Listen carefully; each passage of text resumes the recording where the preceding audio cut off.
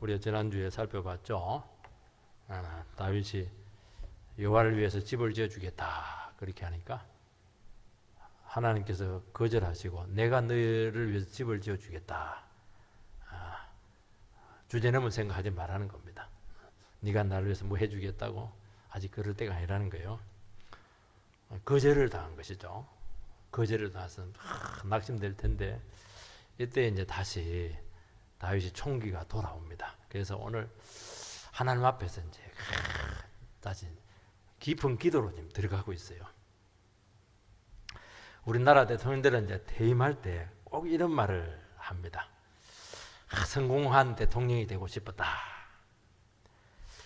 이 말을 하는 이유는 정말 최고의 자리, 권력의 자리에서 정말 역사에 길이 남는 인물이 되고 싶은 그 소망을 가지고 아마 그 시작을 했을 겁니다.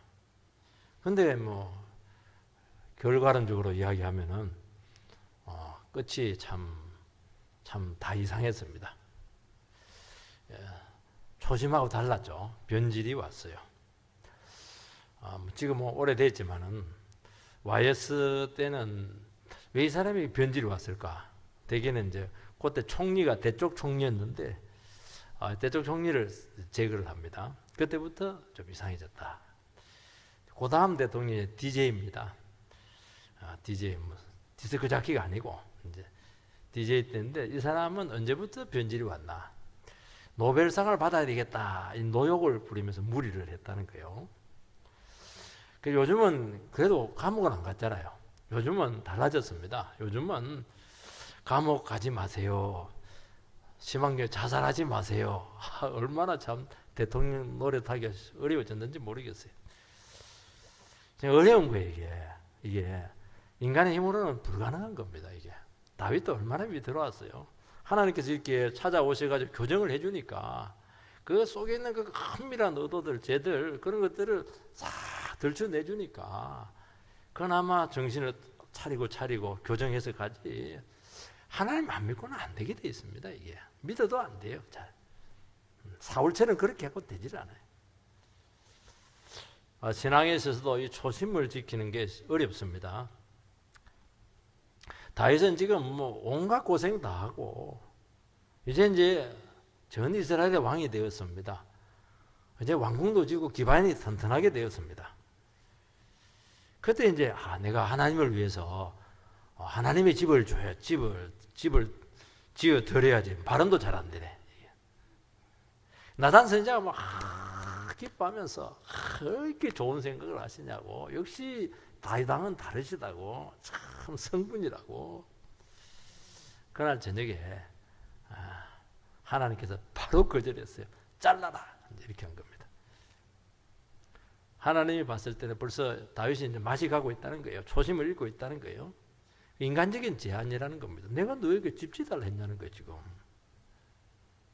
지금 말이지 조금 안정이 됐다고 해서 지금 막 방심하고 있는데 지금 방심할 때가 아니라는 겁니다. 더 말씀 붙들고 내가 너 집 지어줘야 되는데 너를 통해서 계속 하나님 나라가 세워져야 되는데 네 자손들을 통해서 또 그리스도가 와야 되는데 지금 자세가 지금 어긋났다는 거예요. 이걸 누가 간파할 수가 있겠습니까? 나단 선지자도 몰랐어요. 다윗도 몰랐어요. 아무도 몰랐어요. 누가 압니까? 하나님이 알았습니다. 쪽집게입니다. 하나님 쪽집게. 다윗은 내가 하나님께 너무 은혜를 많이 받았다는 거예요. 조금 보답하겠다는 거예요. 얼마나 갸륵한 생각입니까 이게. 하나님께서는 다시는 그따위 인간적인 생각하지 못하도록 언약을 세워버렸어요. 그따위 생각하지 말란 말이죠. 그 다윗 언약이 그래서 나온 겁니다. 좋게 나온 게 아니에요. 인간이 워낙 약하니까 하나님께 약속을 계약을 한 거예요. 계약서를 써놓은 거예요. 계약 쓰면 이제 뭐 인간적인 생각이 없어지거든요. 법대로 해야 되니까. 근데 다윗은 하나님의 그런 은밀한 교정을 한번 당하면서 정신이 탁 찾아오면서 다시 자기를 추스립니다. 그러면서 감격이 막 밀려오면서 기도의 자리로 나가요. 기도의 자리에서 오래 머물면서 정말 기도가 터져버렸어요. 이 기도가 막 너무 위대한 기도입니다. 감격, 눈물, 기쁨 막 기도 터져버렸어요. 기도는 이렇게 터지는 겁니다. 저 번째는 여호와 앞에 앉았습니다. 18절 상반절 읽어보면은 다윗 왕이 여호와 앞에 들어가 앉아서 이르되 다윗은 여호와 앞에 앉아서 기도합니다. 원래 구약은 이제 서가지고 이렇게 기도해요. 이거 오래 손 들고 기도하기 힘들어요. 우리들은 이제 무릎 꿇고 하면 무릎 굉장히 아파요. 근데 다윗은 이제 앉아서 기도합니다. 딱 앉아서 기도하니까 막 하루 종일 기도하는 거예요. 오래오래 주님 앞에 머물러 있겠다는 거예요. 그동안 나라 세운다가 막 눈코 뜰 새 없이 바빴습니다. 어떻게 하나님 앞에서 앉아 있어요? 기도할 시간 없어요, 지금. 나를 돌아볼 기회도 없습니다. 주를 위해 한다고 얼마나 수고하고 있는데요. 지금 할 일도 막 전도도 해야 되고 할 일 너무 많아요. 건축도 해야 되고 그냥 여유가 없습니다. 이제 그래도 하나님께 보답은 해야 되겠다 그런 생각을 했지만은 자기를 돌아보지 못했습니다. 이게 다윗의 문제였습니다. 자기를 안 돌아보니까 문제는 없어요. 그때는 더 잘 되고 있어요. 지금 뭐 탄탄대대로입니다.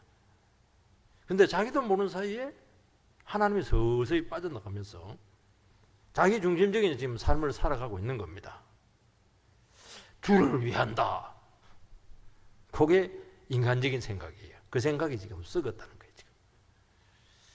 나름대로 나라를 다스리고 이제 그동안 내가 어려울 때 내가 내 뜻대로 한 거 하나도 없다. 이제는 다 기반이 되었어요. 돈도 있고 사람도 있고 동력자도 있고 건물도 있으니까 이제 내 나름대로 나라를 세우겠다. 내 뜻을 한번 비전을 펼치겠다. 왜냐하면 주위에 있는 나라들은 다 그렇게 하거든요. 그게 위대한 왕입니다. 건물도 많이 짓고 업적도 막 하고 그까지는 안 나가도 지금 그 씨앗이 보인 거예요. 지금 하나님 딱 거절합니다. 다윗은 모든 것 다 물리치고 수도시켜놓고 하나님 한 분 앞에 단독자로 탁 서 있습니다. 그 몇 년 만이에요. 이거. 자기를 들여다보고 자기의 교만과 제약을 살피고 있습니다. 주님께서 나를 살피시면 누가 그 앞에 서리요? 그래서 우리는 설 수가 있어요. 다 머물러서 눈물 흘리면서 기도하는 겁니다. 하나님께서는 우리 인생에 있어서 자제를 주시기도 하고 또 거절하시기도 하고 막기도 하십니다. 이것은 하나님께서 우리를 못되게 하기 위해서 그렇게 하는 것이 아니고 지금은 그럴 때가 아니라는 거예요. 너를 돌아볼 때라는 거예요. 너를 지금. 너 지금 어떻게 살아가고 있냐는 거예요. 지금. 그동안 참 힘들게 이 세상에서 험난한 세상에서 경쟁하면서 살아남다고 참 얼마나 열심히 달려왔습니까? 그래서 결과가 나타났어요. 사람들이 칭찬해요. 지금 인정을 받기 시작합니다. 그런데 자기도 모르세요. 지금 세상으로 살아가고 있는 거예요. 지금 하나님께서는 딱 제지를 시키면서 다 내려놓고 다시 한 번 더 인생의 점검의 시간을 가지라는 것입니다. 왜냐하면 지금 그림이 달라요. 다윗이 생각하는 그림하고 하나님이 그리고 있는 그림하고 달라요. 그림이 같아야 되는데 지금 좋은데 달라요.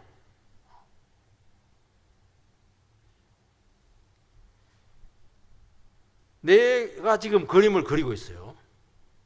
근데 자기는 하나님 위해서 그린다는 거예요.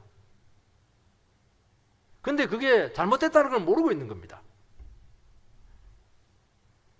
자기가 하나님을 모시려고 했고 내가 하나님에서 뭔가 해야 되겠다 하는 겁니다. 내가 언제 네 보고 내한테 해라고 했냐는 거예요. 지금 하나님은 그거 묻고 있는 거예요. 내가 주를 위해서 하겠다는 거예요. 지금 우리가 하나님을 위해서 많은 것을 해드려야 기뻐하신다고 여겨서 필요 이상의 열정을 낼 수가 있습니다. 그럼 아무것도 안 해야 되냐? 그건 아니죠. 하나님은 하라는 거 해야죠. 그러면서 내 삶에 하나님께서 개입해서 역사할 수 있는 여지가 없습니다. 자기가 다 하는 거예요. 그게. 주를 위해서 하는데 자기가 다 하는 겁니다. 그러면 다 만족이 돼. 내 만족은 돼. 근데 하나님하고는 상관이 없습니다. 이게. 도리어 하나님은 상관이 없는 거예요. 하나님하고 이 반대가 될 가능성이 참 많아요. 그래서 하나님께서는 다 그만두고 말씀 듣는 자리로 나와서 나와 함께 다시 한번 그림을 맞추자. 마음을 맞추자. 그리고 네 기뻐하는 거 하지 말고 내가 기뻐하는 거 한번 다시 하자는 겁니다. 이 굉장히 예민한 차이죠. 굉장히 예민한 차이요. 이런 것들은 대단히 중요한 겁니다. 우리가 신앙생활 하면서 막 너무 확실해요. 이거는 막 누가 봐도 이게 하나님 뜻이고 누가 봐도 기뻐하는 일입니다. 하나님은 다를 수가 있다는 거예요. 그래서 얼마나 기도가 많이 필요한지 이거는 정말 하나님이 가르쳐 줘야 돼요. 자기가 몰라요. 사람들도 몰라요. 왜냐면 다 누가 봐도 괜찮거든요.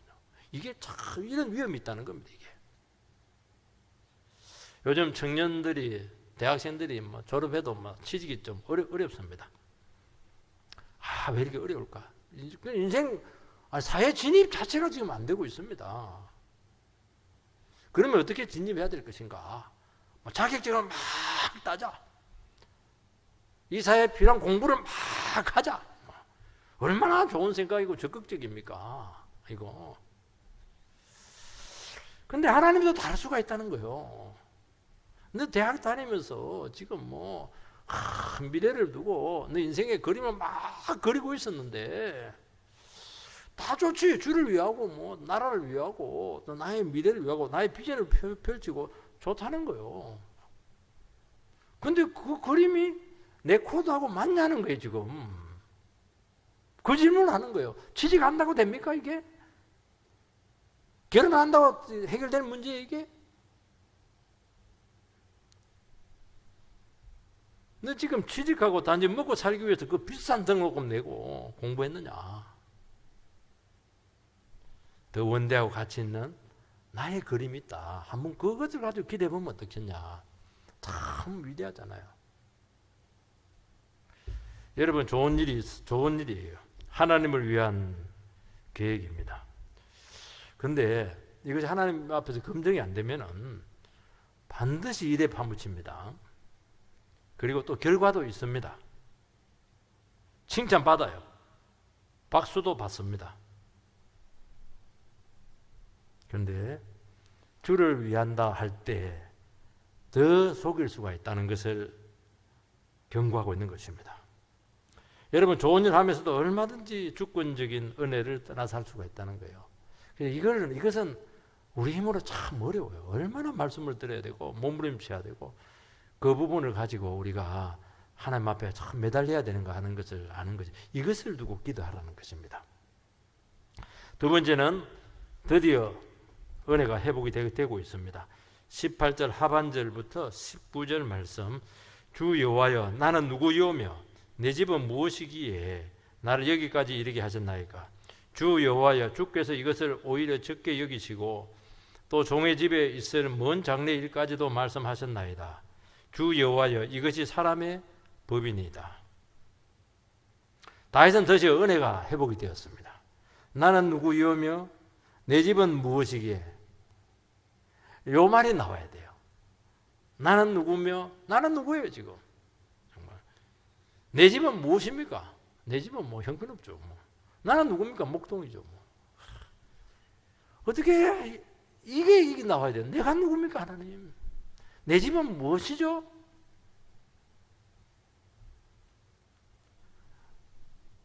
지금 다윗은 누가 봐도 참 영광스러운 자리에 있어요.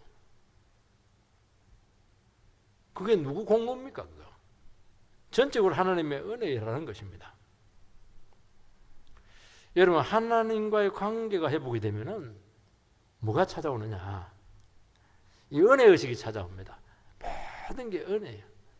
그런데 막 은혜가 없다 이 말은 여러분들의 삶이 지금 잘못되고 있는 거예요. 정말. 일로 막 드라이브를 걸고 있다든지 아니면 막 나름대로 내 계획을 밀어붙인다든지 그 자체가 이미 틀린 겁니다. 틀린 거예요. 하나님의 백성들이 그렇게 하잖아요. 은혜에 다 파묻혀가지고 내 삶을 막 끌고 가야 되는 거예요. 은혜가 끌고 가게 하는 겁니다. 그냥 그러면 되는 거예요. 주님이 순간순간 인도했고 도우셨습니다. 여기까지 온다고는 꿈에도 생각하지 못했는데 하나님께서 나를 찍어가지고 내 가문을 찍어가지고 선택적으로 나에게 은혜를 베푸셨습니다. 얼마나 감동적이에요. 얼마나. 내가 다 했으면 내가 설계도 되대요. 이런 가운데서 네가 네 인생을 설계할래? 뭐 그렇게 하는 거죠. 그동안 참았던 거 막 다 할래? 그러다가 망하는 겁니다. 그거. 나의 현재 존재가 어디서 왔습니까? 나한테서 왔어요? 하나님께로부터 시작이 되었습니까?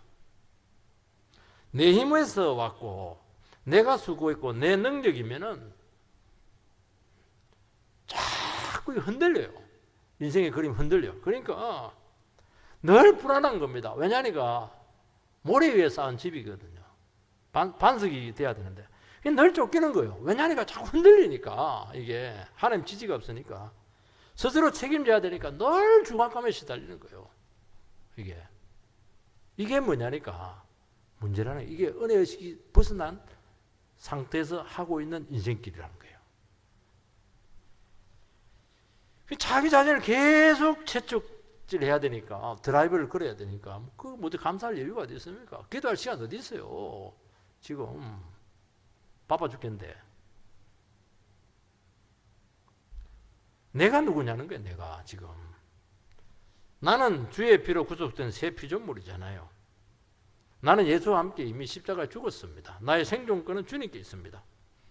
물으라는 거예요. 너 누구냐는 거예요. 너 지금 누구냐는 거예요. 너 왕이냐는 거예요. 지금 너 누구냐는 거예요. 지금 너는 예수의 피로 구속된 하나님의 자녀 아니냐는 거예요. 지금 너 깨어졌냐는 거예요. 너 깨 지금 그 질문을 왜 못하냐? 너 가문은 어떤 가문이냐는 거예요. 지금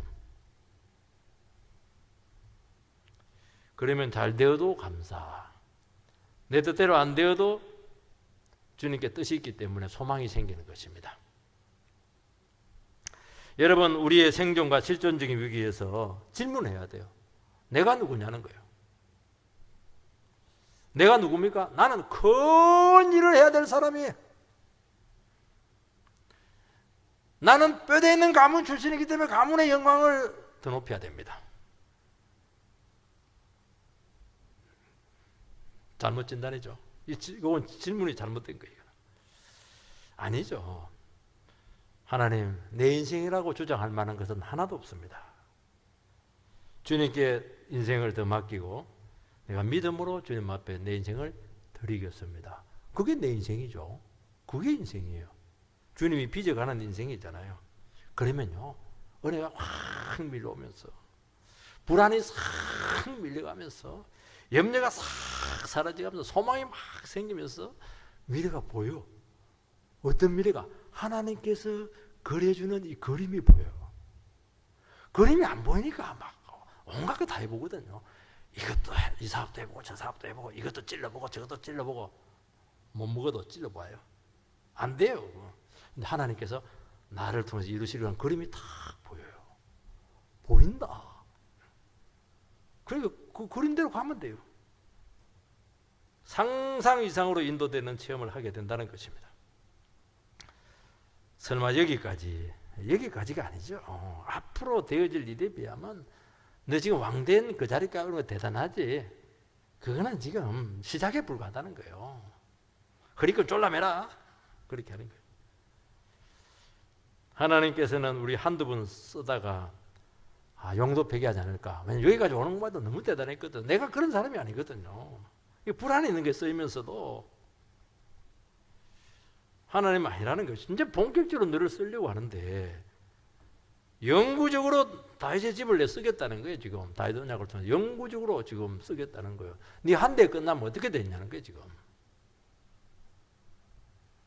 여러분, 은혜의식이 모든 능력과 종기를 오게 할 줄 믿습니다.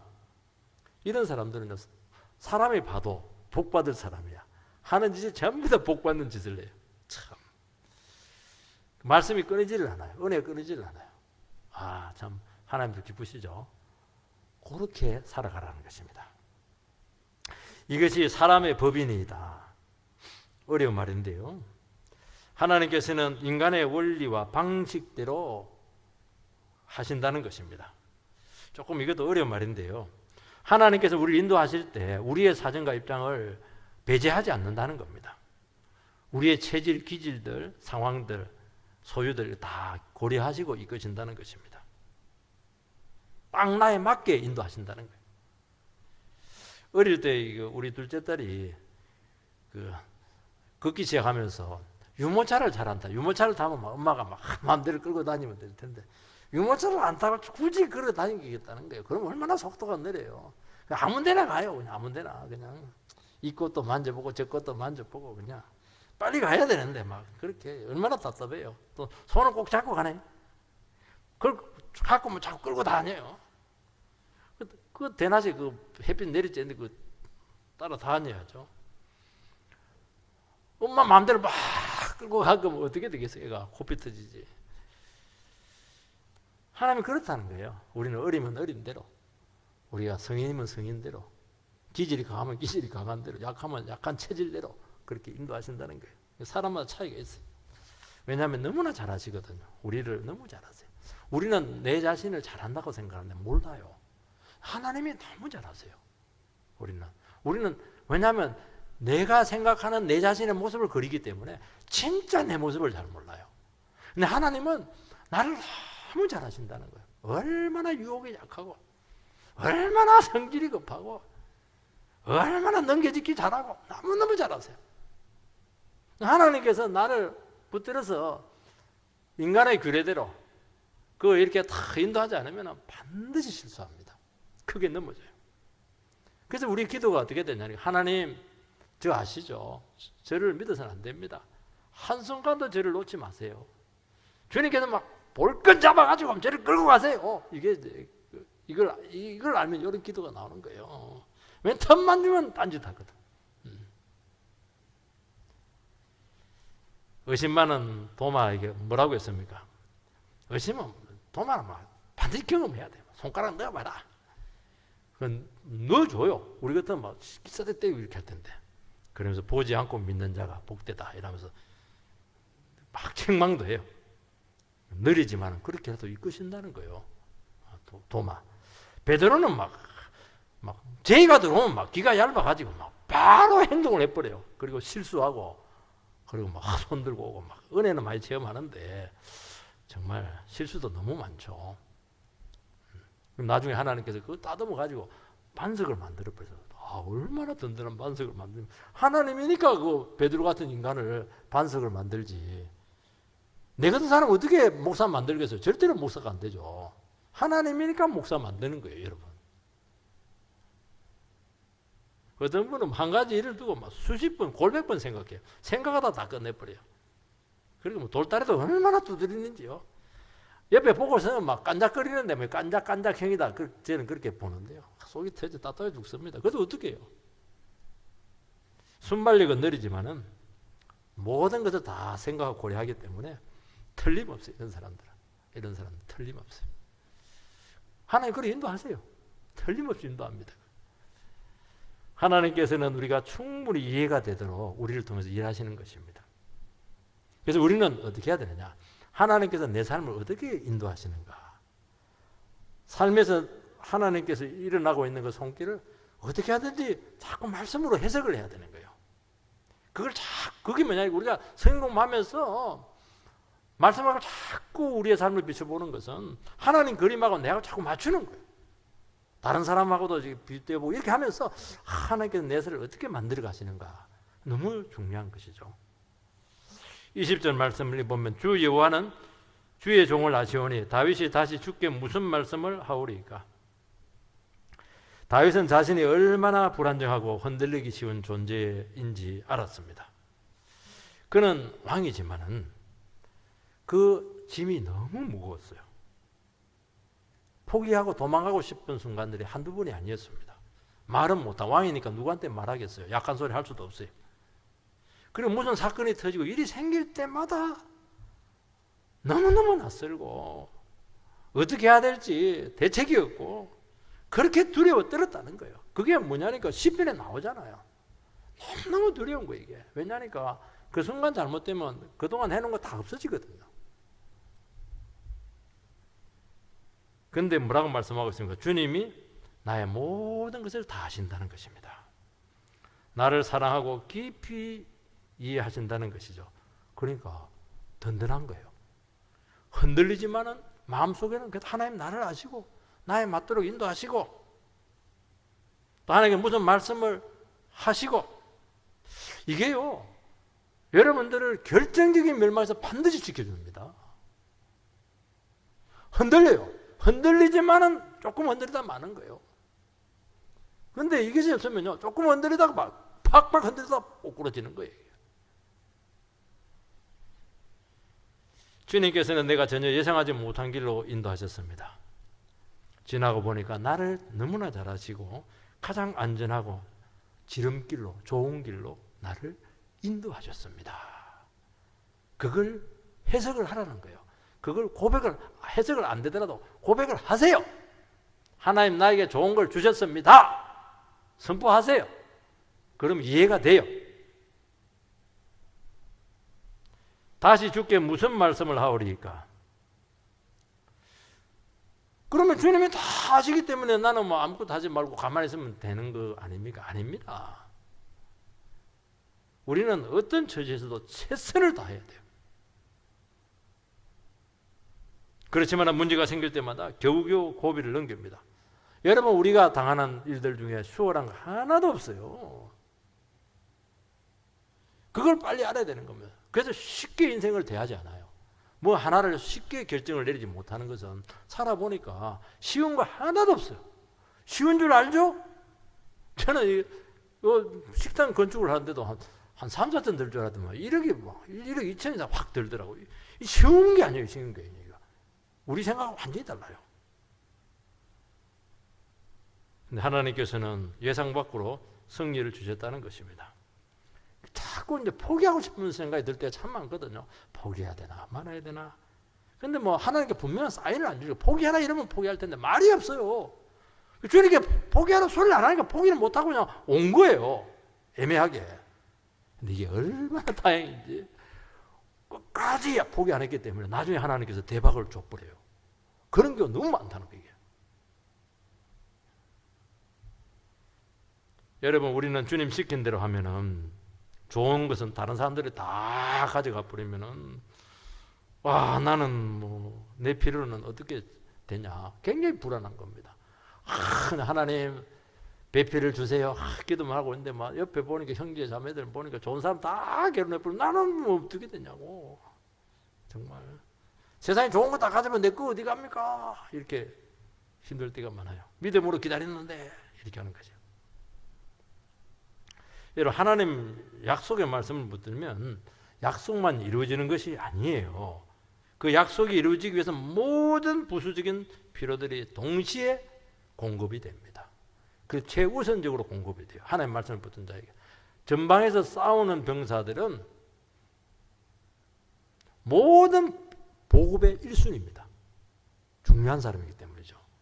그래서 하나님 말씀에 순종해서 인생의 그림을 그려가는 사람들은 하나님 나라에서 최고로 중요한 사람들이기 때문에 하나님 나라의 보급품의 1순위입니다. 다 주세요. 다 주세요. 넘치게 줄 겁니다. 21절 말씀. 주의 말씀으로 말미암아 주의 뜻대로 이 모든 큰 일을 행하사 주의 종에게 알게 하셨나이다. 신앙적으로 다윗은 싸워가지고 큰 역사를 이루었지만은 뭐라고 합니까? 하나님께서 약속하신 것이 이루어지신 것입니다. 고백하는 것입니다. 내가 한 것이 아니고 하나님께서 말씀이 성취되는 쪽으로 나의 삶을 몰아갔습니다 하는 것입니다. 우리는 그 길로 안 가려고 그래요. 내가 좋은 길, 내 영광 되는 길을 가려는데 하나님 그걸 막고 못 가게 하고 하나님 말씀이 성취되는 쪽으로 약속이 이런 쪽으로 계속 몰아가는 거예요. 다 막아버리고 하나만 딱 남겨놔요. 그럼 그 길로 가야 돼요. 근데 그 길을 가보니까 하나님 약속이 성취된 것인데 최고로 좋은 길이에요. 내가 꿈꾸지 않았고 미처 생각하지 않았는데 하나님 말씀이 나를 그렇게 만들었습니다. 여러분 다윗이 그 참 하나님 나라 모형이잖아요. 그 위대한 나라를 정의가 흐르고 은혜가 넘치는 그 아름다운 나라를 다윗이 어떻게 만들겠어요? 절대로 못 만들죠. 그냥 다윗은 그냥 믿음 가지고 말씀 의지하고 순종하면서 신앙 양식에서 걸어오니까 하나님께서 뭐 이스라엘을 너무 아름답게 만드는 거예요. 예루살렘 성은 평화의 성이 되어버렸어요. 최고로 아름다운 성이 되어버렸어요. 그 인간이 어떻게 만들어요? 목사가 이 교회를 어떻게 만들어요? 밥 사준다고 그냥 교회가 됩니까? 안 돼요. 그런데 하나님 약속의 말씀을 믿고 말씀으로 꾸준히 복음 전파져 가니까 하나님께 그렇게 아름답게 만드시다는 거예요. 그게 너무 신기하다는 거예요. 이게 그 인간의 힘으로 어떻게 그걸 만들 수가 있겠습니까? 그거. 여러분 인생을 어떻게 그렇게 아름답게 빚어낼 수가 있겠어요? 여러분 가정을 우리는 늘 싸워야 그게 정상인데요.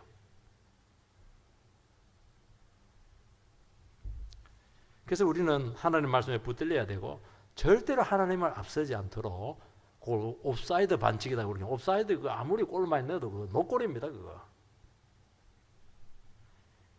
그래서 하나님 말씀에 제한되어서 걸어가면은 전부 다 큰일이에요.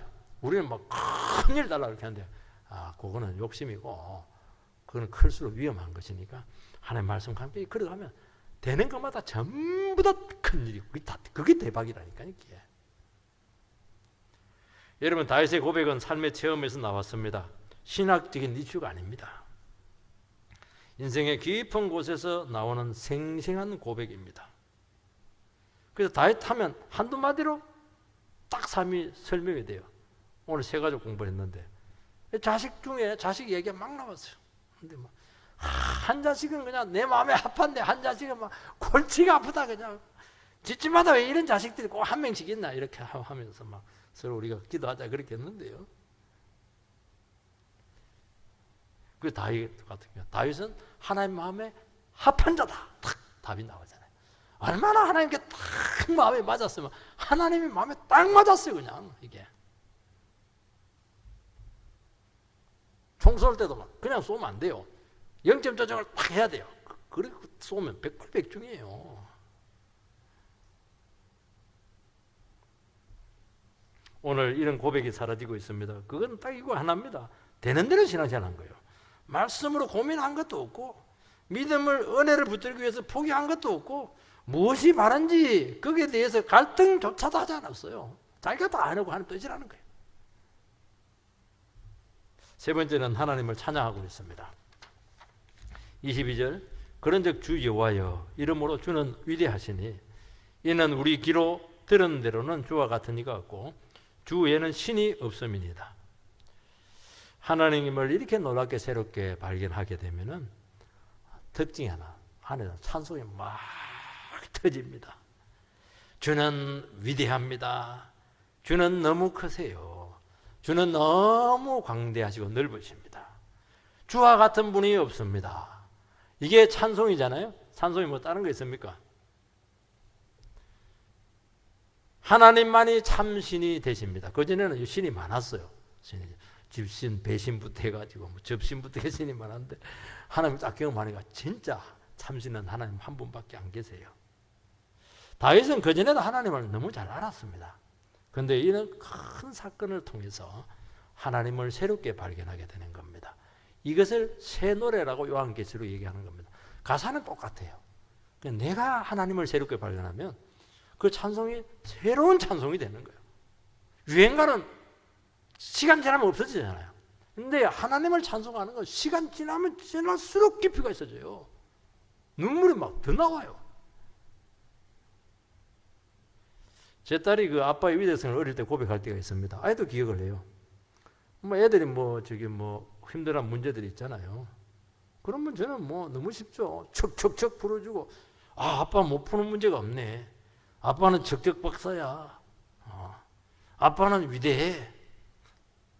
다른 아빠도 다 하는데 걔한테는 너무 큰 거예요. 이거는 그전에 아빠가 아닌 새로운 아빠를 발견한 것입니다. 그렇다는 거예요. 인식의 변화죠.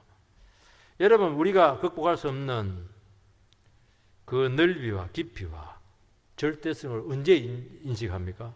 어려운 문제를 통해서 하나님 앞에 나갔을 때 하나님께서 그걸 기도했는데 해결해 주는 거예요. 불가능한데 지혜를 주셔가지고 말씀으로 다 이게 하나님 가르쳐 주는 겁니다. 싹 가르쳐 줘요. 저는 말씀을 준비하는데 어떻게 이 말씀을 알 수가 있어요? 근데 하나님께서 귀에다 대놓고 이거는 이 말씀이야, 저거는 저 말씀이야, 이건 저렇게 해석해, 요거는 요런 예화를 가져와. 다 그런 건 아니지만 그럴 때가 너무 많아요. 그럼 막 설교 준비를 멈춰요. 막 찬송을 해요. 찬송을 부르고 막 가슴이 터져요. 너무 터지면 또 흥분되면 설교 안 준비, 조금 그렇게 하고 또 설교 준비하고 이렇게 하는 거예요. 하나님 새로 발견했잖아요. 이게 있어야 뭐 설교가 되죠. 이거 없으면 어떻게 설교가 되겠습니까? 그걸 통해서 나를 얼마나 깊이 아시고 나를 얼마나 잘 아시고 놀랍게 인도하시는가 하는 것을 알게 된다는 것입니다. 우리는 그 큰 하늘을 바라보면서 이야 위대하다. 그 넓은 바다를 바라보면서 너무너무 크다. 그냥 찬미하진 않아요. 큰 거예요. 높은 거예요. 그냥. 이거는 하나님께만 돌아가야 될 영광이죠. 우리 안에 있는 근본 문제와 어려움을 이해하고 해결하심으로써 하나님 되심을 우리에게 보이신 것입니다. 그래서 그 위대성을 맛보게 되면은 이제는 우리는 다른 데 안 갑니다. 그분께만 계속 나가는 거예요. 그럴수록 하나님의 영광을 체험하게 된다는 것입니다.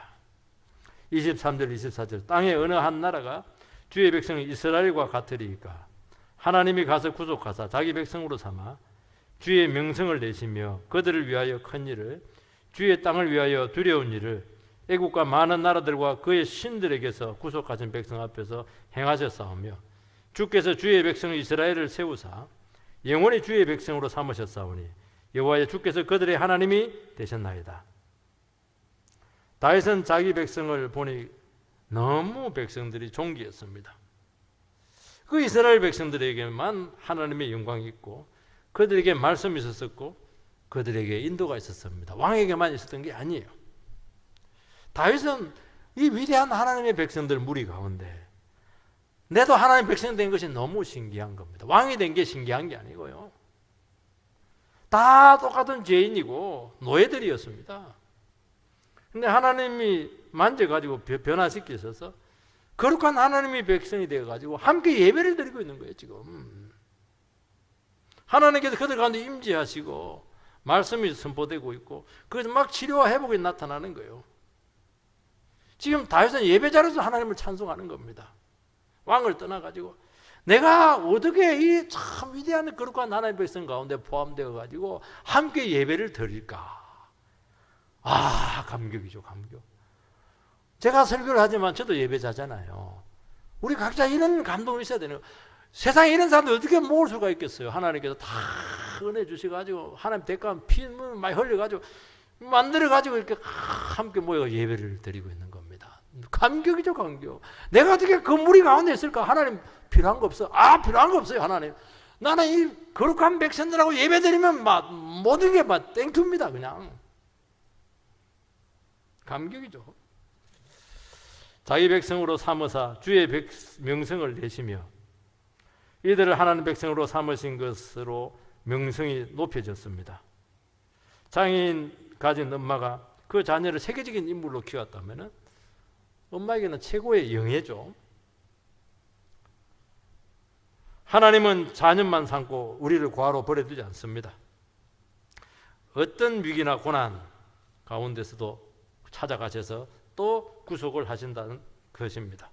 하나님은 움직이실 필요가 없어요. 얼마든지 다른 걸 통해서 구원할 수 있는데 하나님은 자기 백성들이 그냥 어려움에 처하면 꼭 찾아와줘. 말래.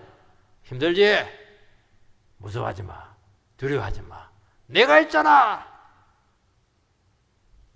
왜 그래요? 그 현장에서만 구원받는 게 중요한 게요. 그동안 마음을 많이 다쳤어요.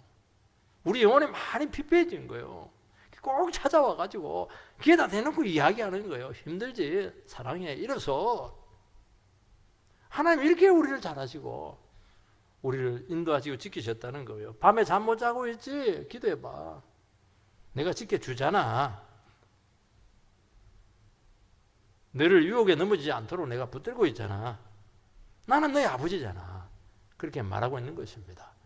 우리가 이런 하나님 앞에서 감격의 기도가 터져야 될 줄 믿습니다. 찬송이 터지게 되기를 주의 이름으로 축복합니다.